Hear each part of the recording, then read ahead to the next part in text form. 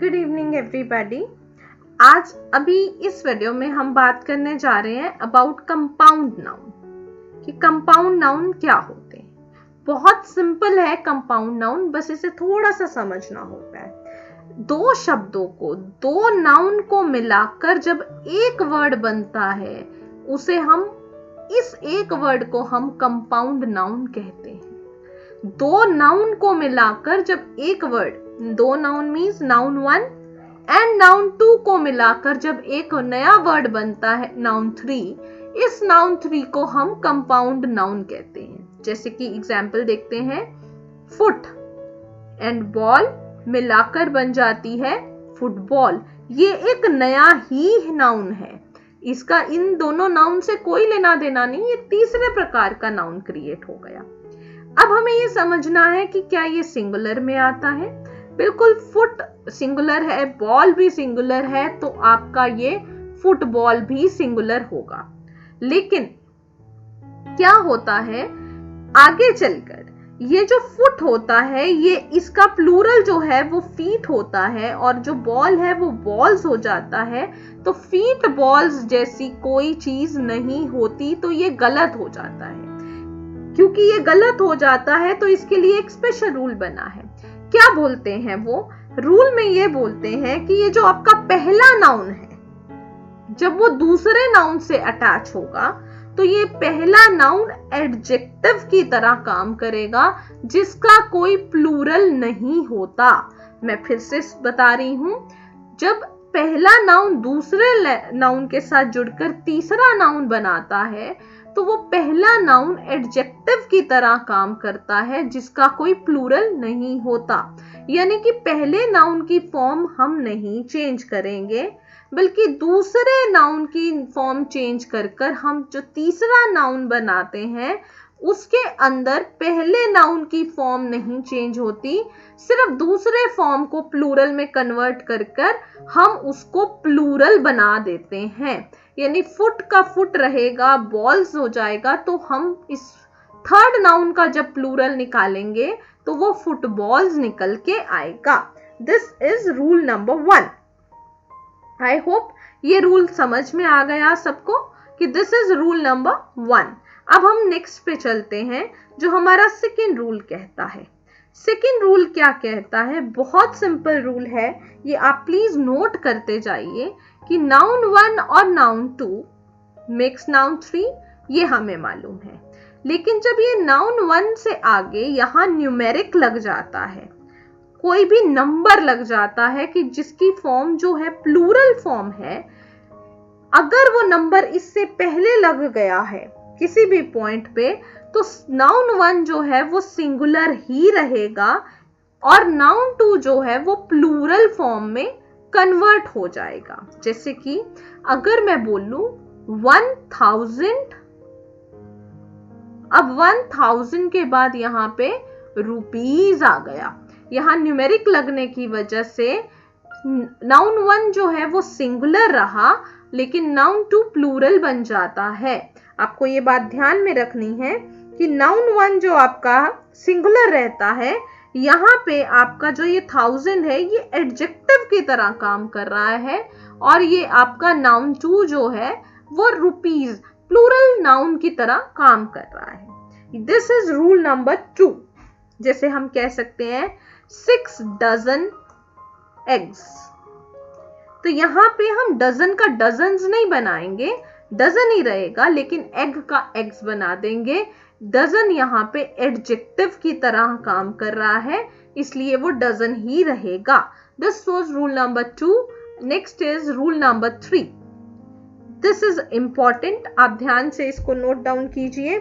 जब आपका नाउन 1 आता है, बीच में प्रीपोजिशन आ जाती है और यहाँ नाउन 2 आ जाता है।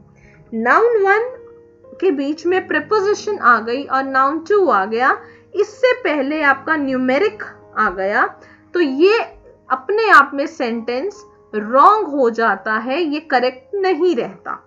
ध्यान देना है कि न्यूमेरिक आगे है और प्रीपोजिशन नाउन 1 और नाउन 2 के बीच में है। ऐसी सिचुएशन में करेक्ट रूल क्या है? करेक्ट रूल ये है कि आगे से न्यूमेरिक नहीं आएगा, नाउन 1 आएगा और प्रेपोजिशन आएगी, फिर नाउन 2 आ जाएगा। This is correct sentence. Numeric नहीं आएगा आगे इसके, न्यूमेरिक लगने से ये गलत हो जाएगा। जैसे कि नाउन 1 को अगर मैं देखूं, अब यहां पे एक बात और समझिए, नाउन 1 यहां प्लूरल फॉर्म में आएगा, नाउन 2 भी यहां प्लूरल फॉर्म में आएगा। यानी कि अगर हम बात करें इसकी, thousands of rupees, he has spent thousands of rupees, दोनों के दोनों ही आपके प्लूरल फॉर्म में आए हैं। जब बीच में प्रेपोजिशन लग जाती है तो नाउन 1 और नाउन 2 दोनों प्लूरल फॉर्म में आ जाते हैं। बस आपको ये चीज क्लियर होनी चाहिए। Next rule is the most important and interesting rule.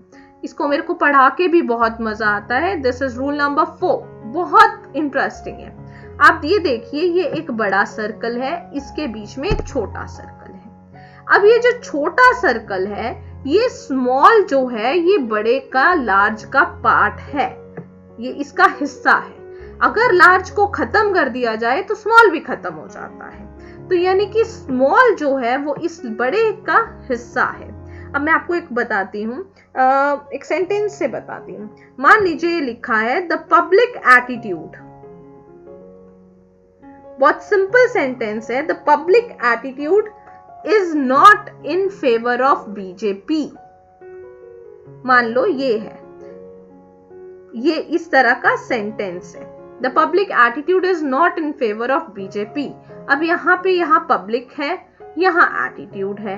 Attitude किसका है? पब्लिक का है। तो ये जो एटीट्यूड है ये हमारा स्मॉल सर्कल है जो इस पब्लिक का हिस्सा है। पब्लिक हमारा लार्ज सर्कल है। अब ये एटीट्यूड जो है स्मॉल हिस्सा जो लार्ज हिस्से का पार्ट है, तो इस केस में जो रूल अप्लाई होता है हमारा, वो ये अप्लाई होता है कि पहले आपका स्मॉल आएगा, फिर आपकी प्रेपोजिशन आएगी और फिर आपका लार्ज आएगा। ये दोबारा से समझिए, पहले स्मॉल, फिर प्रेपोजिशन, फिर लार्ज। यानी कि करेक्ट सेंटेंस क्या होगा?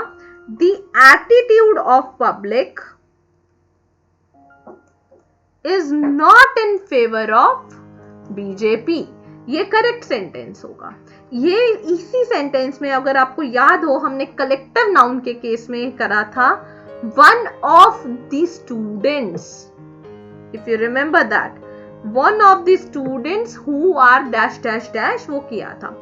अब यहाँ पे one of the students, students का हिस्सा बड़ा है, उसमें से एक छोटे से पार्ट की बात की जा रही है, एक बच्चे की बात करी जा रही है। तो ये बच्चे का वाला हिस्सा है, ये छोटा है और स्टूडेंट्स का हिस्सा बड़ा है। तो ये अपने आप में, ये पहले स्मॉल आया, फिर आपका प्रेपोजिशन आया और फिर ये लार्ज आया। इस तरह से हमने वो सेंटेंस फॉर्म किया था। आई होप ये वाला पार्ट आपको एकदम अच्छे से क्लियर होगा। यहाँ पे हम यूज कर सकते हैं वन ऑफ द स्टूडेंट्स। इसमें हम सिर्फ वन नहीं यूज कर सकते, हम यहाँ पे टू ऑफ द स्टूडेंट्स भी यूज कर सकते हैं। रूल कलेक्टिव का भी लगेगा, रूल कंपाउंड का भी लगेगा। बहुत सिंपल है। यहाँ पे आप इसमें आइदर ऑफ द स्टूडेंट्स बोल सकते हो, either of the students,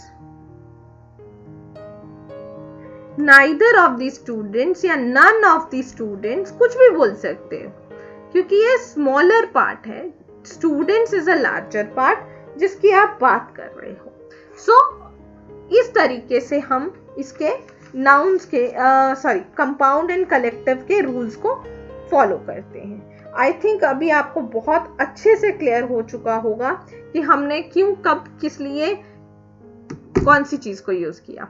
stay tuned, इसकी प्रैक्टिस हम क्लास में करेंगे। Stay tuned with me and अभी इसको आप अच्छे से अपनी नोटबुक्स में नोट कर लो, सो दैट जब आप प्रैक्टिस करो तो आपको अच्छे से समझ आ जाए कि ये किस तरीके से यूज होता है।